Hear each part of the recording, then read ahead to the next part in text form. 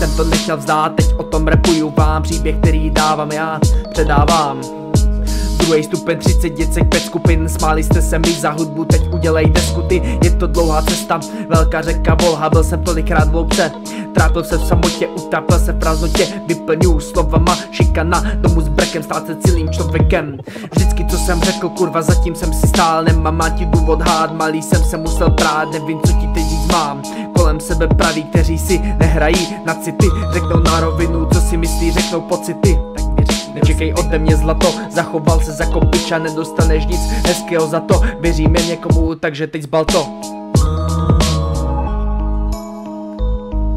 OK, poslouchej.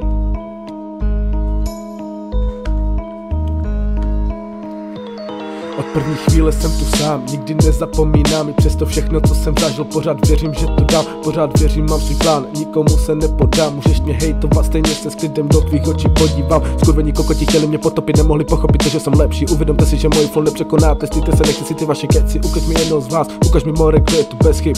Kolem mě jen sami děvky, ty bitches by chtěli být naked. Život je místo, kde najdeš hodně bolesti.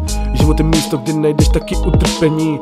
Ale i přesto všechno musíš si dál věřit, protože když nemáš víru, tak se ti život nezmění.